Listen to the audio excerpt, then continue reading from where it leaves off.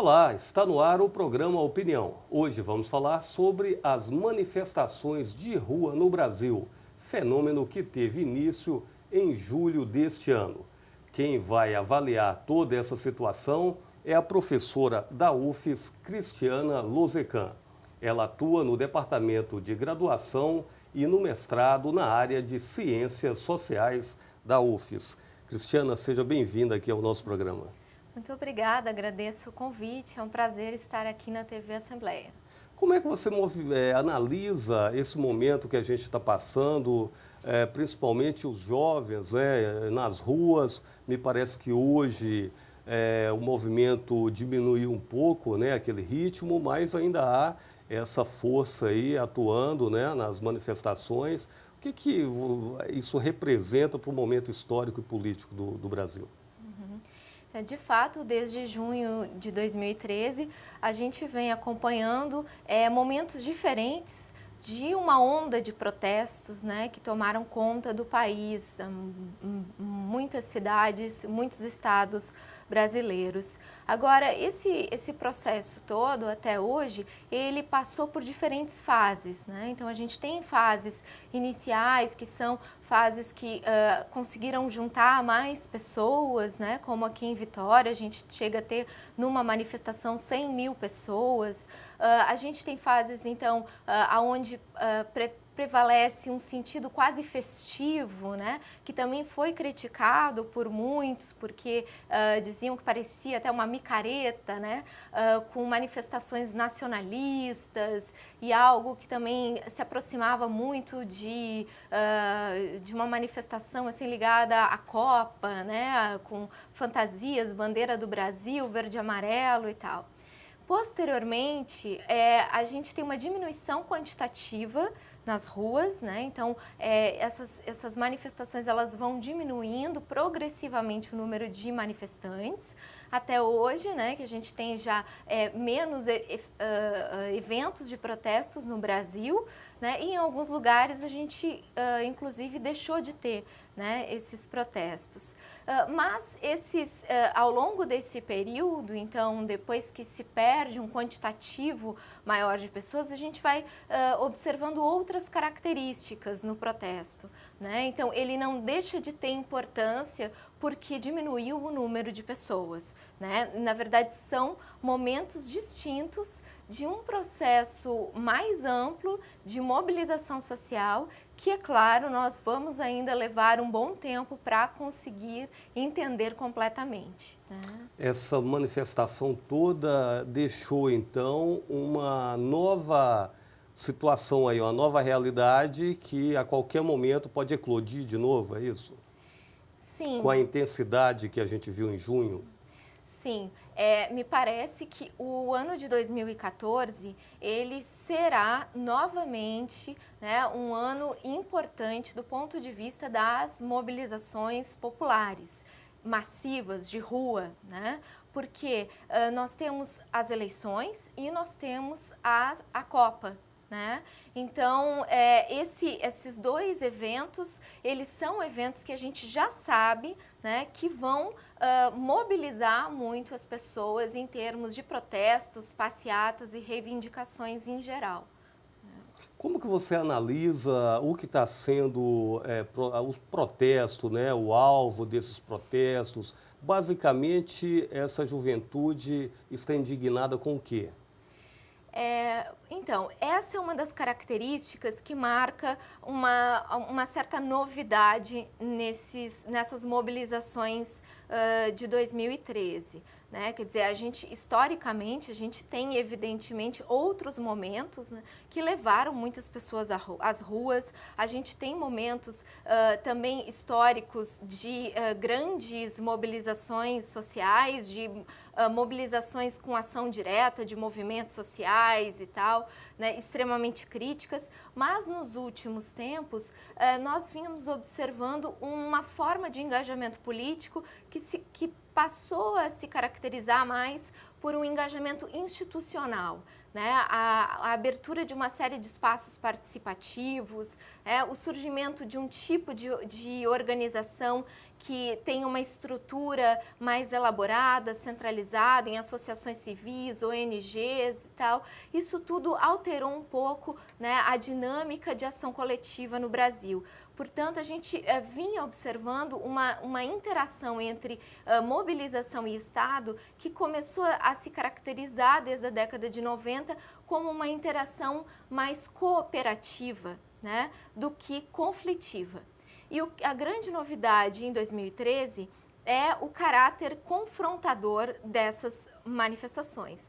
Então, novamente, a população, os movimentos sociais, as organizações, elas se colocam de uma forma antagônica em relação ao Estado.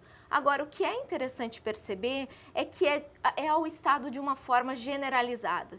Não é a um governo, não é ao executivo somente ou ao legislativo somente. Né? A gente vai ter uma crítica que é uma crítica generalizada aos partidos, à forma como a política vem sendo exercida no Brasil. Né? Acentua-se nessa crítica as relações entre o sistema político e o mercado, né? Fundamentalmente na crítica que se faz à corrupção e na ênfase que se dá, né, aos problemas ligados ao financiamento de campanhas. Né? Então, esse tipo de crítica tomou conta realmente das manifestações, foi talvez o tom maior, né, das manifestações, muito embora a gente possa também constatar uma certa difusão, né, de bandeiras. Então, esse descontentamento, ele apareceu a partir de diferentes bandeiras também. Foi um movimento que, na verdade, deixou toda a classe política atônita, né? E em Brasília houve uma reação, a presidente Dilma fez a sinalização de algumas mudanças, né? Propôs até uma constituinte, isso não vingou e o Congresso acabou apresentando um projeto de mini-reforma política que vem sendo chamada dessa forma aí por alguns setores da mídia. Como que você avalia a reação do governo, do Congresso, ao que foi posto nas ruas? Eu diria que os governantes, de uma forma geral, foram pegos atônitos demais, né? Eles acabaram deixando de ter uma reação que seria uma reação importante. E a reação da presidenta Dilma, ela foi de fato importante, embora a gente possa fazer uma série de críticas, enfim, né, ao conteúdo dessa reação, às propostas que foram colocadas, mas ela foi efetivamente a única governante que se colocou, né, com algum tipo de resposta às ruas. De uma maneira geral, a gente observou o silêncio absoluto, né, de governadores, né, de prefeitos e também de parlamentares. Né? Quer dizer, eles demoraram muito tempo para ter algum tipo de reação. E, de uma maneira geral, os governos executivos acabaram se relacionando com as manifestações de uma forma bastante negativa, que foi colocando a polícia, né, para fazer esse papel de comunicação, né, que eles deveriam ter desempenhado. Então, colocaram a polícia para fazer essa intermediação com os manifestantes, e isso, evidentemente, que só pode, né, gerar violência, né, e uma série de problemas, como a gente vem observando desde junho. Quando você fala em polícia, a gente lembra logo do grupo Black Bloc, né? Esse fenômeno novo que está aí no Brasil, surgiu na sua versão mais moderna na Europa, né, me parece, mas é um fenômeno mais antigo, né? Ele não é tão recente assim, me parece que nos anos 1930, do século passado, já havia esse movimento. Eu queria que você falasse um pouquinho desse fenômeno. Quem são esses Black Bloc, né? O que eles querem e qual a opinião de você em relação a eles?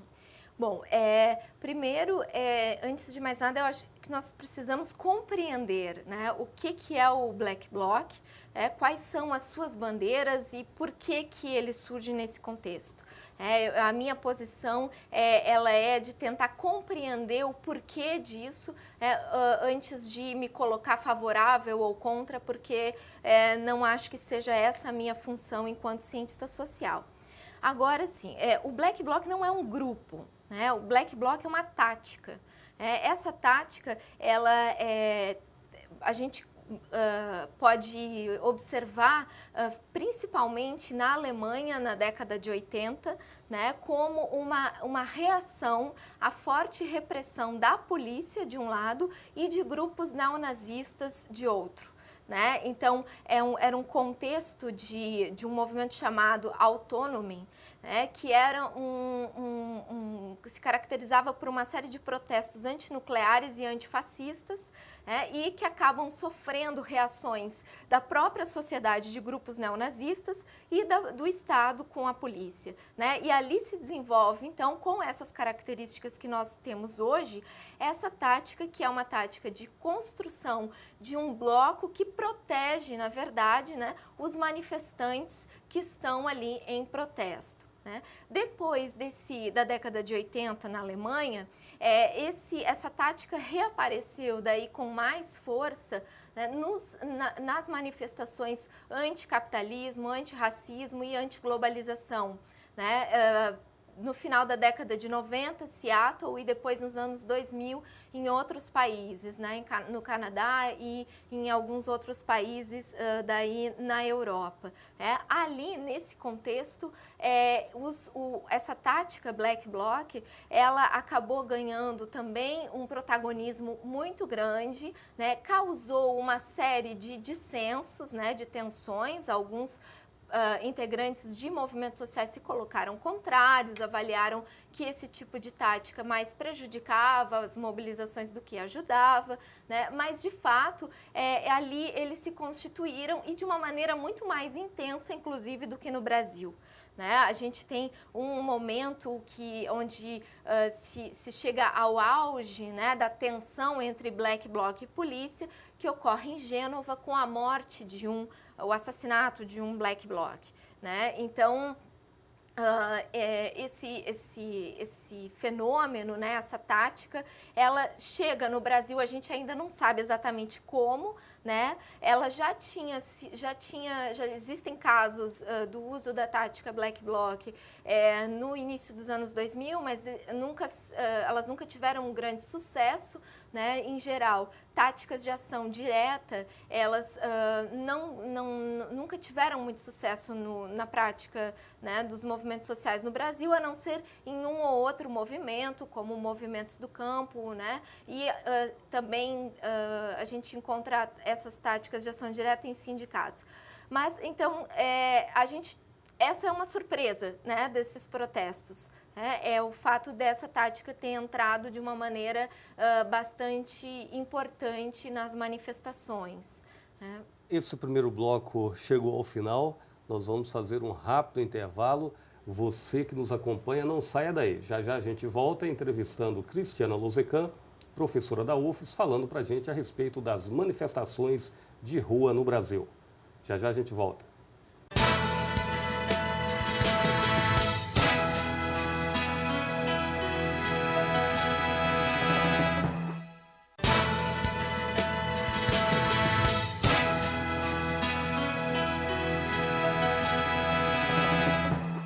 Estamos de volta com o programa Opinião, hoje falando sobre as manifestações de rua no Brasil.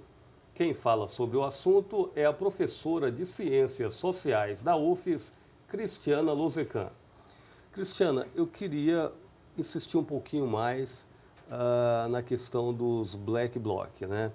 Eles, me parece que não têm uma seleção, não há assim, um processo rigoroso para fazer parte, para se tornar um Black Bloc, né? A ideia que se tem é que basta uma pessoa colocar uma máscara na cara e se tiver disposição para encarar a polícia, ele estaria credenciado a ser um Black Bloc. Isso aí não torna essa tática vulnerável à infiltração? Houve suspeita de pessoas do tráfico no Rio infiltradas, houve também suspeitas de pessoas da própria polícia, policiais infiltrados também no movimento para tentar descaracterizar o movimento.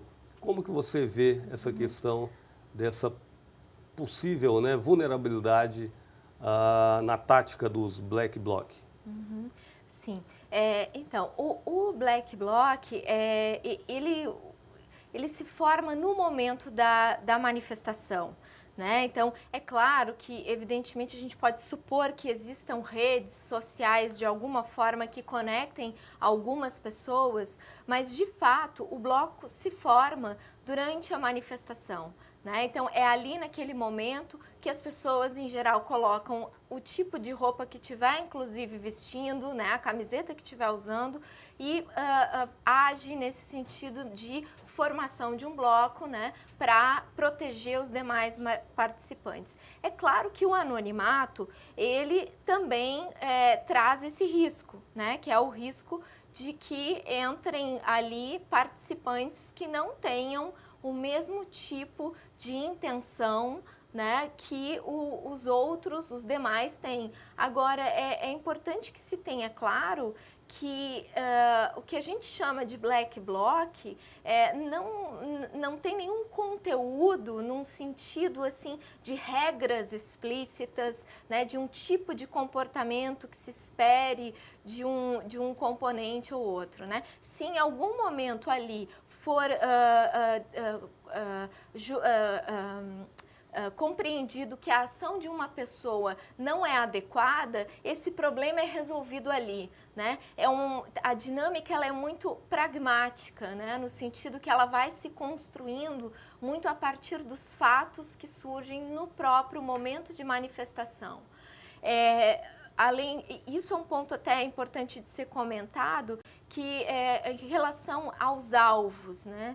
Então, assim, os alvos do Black Bloc não são projetados inicialmente, não existe um plano estratégico, entretanto, eles não são aleatórios. Eu acho que uma coisa que tem sido talvez pouco comentada é que há um sentido, né, por trás desses alvos do Black Bloc. Basicamente, são três os sentidos, né, ou três os tipos de alvo do Black Bloc. Um é contra, né, o sistema capitalista e, portanto, os alvos são aqueles que representam o sistema capitalista. Agências bancárias, lojas caras. Exatamente. Se observar, não se tem a depredação de lojas populares ou de mercados mais simples. É como né? se eles estivessem, na verdade, atacando essas marcas, gerando com isso um efeito midiático, é isso? Exatamente. O outro pilar é contra o Estado, mas o Estado em que sentido? O Black Bloc ele se coloca como de um ponto de vista antifascista. Né? Aliás, é importante marcar isso porque muitas pessoas têm relacionado o Black Bloc com o fascismo e isso realmente não se verifica, né? Porque o Black Bloc ele se coloca contra o Estado na medida em que ele compreende o Estado a partir dos seus aparelhos repressivos. Seriam mais o que, então, anarquistas no sentido clássico? Existem alguns anarquistas, sim, a gente observa algumas conexões, inclusive simbólicas e tal, mas não é só pura e simplesmente, né, o movimento anarquista, embora ele tenha sim uma relevância. Agora, um terceiro pilar, só que é importante também de ser comentado, é a questão da cultura dominante, a cultura hegemônica. Então, é por isso que a gente observa, por exemplo, alvos como monumentos históricos. Então, por exemplo, aquilo que fizeram há pouco tempo no monumento aos Bandeirantes em São Paulo. Né? Então, por que monumentos? Porque os monumentos, nessa perspectiva, eles representam a cultura dominante, a cultura do dominador, né? Então, ali, naquele caso dos Bandeirantes, eles estavam querendo evidenciar que aquele monumento representa, né, algo que gerou muitas mortes, que gerou muito sofrimento, né? Então, os alvos e a destruição desses alvos, ela é encarada por esses integrantes como atos simbólicos que têm como objetivo mostrar que o sistema como ele é formado hoje, ele não é inabalável. Né? Então, são ações que visam muito mais, de um ponto de vista simbólico mesmo, né? Atacar esses sistemas hegemônicos causadores de desigualdades, causadores de opressão, causadores de uma série de problemas sociais. Eles, então, constituiriam um novo perfil de resistência que não se encaixa em nenhuma das forças que a gente conhece por aí, das ideologias que a gente conhece, porque não são anarquistas, né, no sentido clássico mesmo da coisa, não são fascistas. O que eles seriam? Não seriam algo em construção, é isso, mais ou menos? Sim, certamente esse é um grande desafio, né? Compreender o Black Bloc, compreender ele, da onde ele veio, né? Significa estudar o que já foi realizado de pesquisa, e existem muitas pesquisas sobre o Black Bloc em outros lugares do mundo, mas, sobretudo, compreender como ele existe no Brasil, né? E nas distintas especificidades dos locais. Aqui em Vitória, por exemplo, uma das coisas que aparece muito no discurso, né, na fala das pessoas que integraram ações mais confrontadoras, ações diretas, né, algumas pessoas que eu entrevistei, o que aparece muito é um relato de violência, a violência vivida cotidianamente. Né? São pessoas que muitas vezes perderam entes familiares, né? São pessoas que muitas vezes viram algumas das suas mulheres na família, ou a mãe ou a irmã, serem espancadas. Né? Existe a violência ocupa, né, um lugar importante no relato de vida dessas pessoas. Desses Black Bloc. De alguns deles, né? Claro que não dá para generalizar. Essas entrevistas, você estava me dizendo antes de a gente iniciar o programa que você está fazendo algumas entrevistas, né, com eles e tal. O perfil, eu imaginei que fosse mais classe média. Há muitos também de origem das camadas mais pobres da população. Então, é muito difícil dizer assim que há um perfil, né? Porque isso demandaria uma pesquisa muito mais ampla, que a gente ainda não teve condições de fazer. É claro que também esses esforços de pesquisa estão surgindo em vários lugares.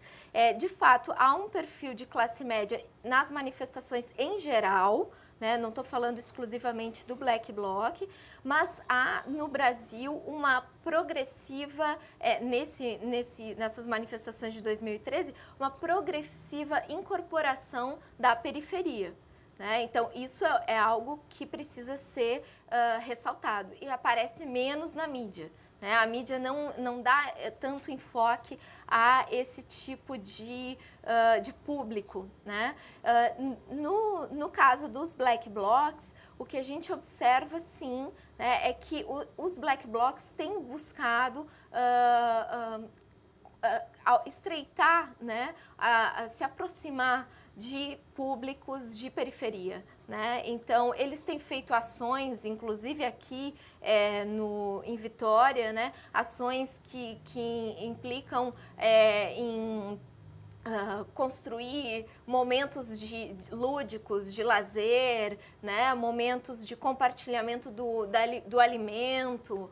Né? Então, assim, existe mesmo essa aproximação entre classe média e periferia. Cristiana, o fato é que a opinião pública, em sua maioria, não foi muito simpática à ação dos Black Bloc, tanto que houve um esvaziamento das manifestações. Como que você vê essa questão das pessoas que não são Black Bloc, que estão aí, tal, nas ruas, querendo um novo Brasil, sem corrupção, né? Com mais emprego, transporte público de qualidade, uma reforma política consistente. Qual seria o caminho, já que muitos que estão nas ruas estão desacreditados dos políticos, do sistema representativo que nós temos aí. Como sair dessa armadilha, já que hoje, para se fazer política, para ter realmente exercer o poder, você passa pelo atual sistema que está aí. O Congresso, até o momento, me parece reagindo de uma forma muito tímida para uma mudança mais forte, né, que atenderia a pelo menos parte da demanda que está aí nas ruas. Como que a gente sai dessa situação complicada na sua avaliação aí? Bom, pegando a primeira parte, então, da tua questão, de fato, eu diria assim, esse tipo de tática é extremamente polêmico e não necessariamente esse tipo de tática leva a um benefício dos próprios manifestantes, né? Então, com relação aos ativistas que usam esse tipo de tática, normalmente eles são os maiores prejudicados porque eles apanham, vão presos e etc., né? E também em relação às causas que eles estão ali defendendo, né? Nem sempre esse tipo de ação vai favorecer as causas. Agora, isso é uma análise que ela é sempre conjuntural. A gente não pode criar uma regra, né, para explicar se é positivo ou não, né, esse tipo de ação. É preciso analisar caso a caso. Então, assim, veja bem, no caso lá dos Beagles, no Instituto Royal em São Paulo, né? De fato, o que aconteceu depois de arrombarem, entrarem lá e libertarem os cães? Esse assunto foi trazido para a opinião pública, as pessoas passaram a ter que debater esse assunto, né? Um assunto que normalmente não era debatido, e a partir desse debate as pessoas precisam construir, criar sua própria opinião, né? A mídia também tem um papel importante aí, né, de abastecendo as pessoas com informações e tal.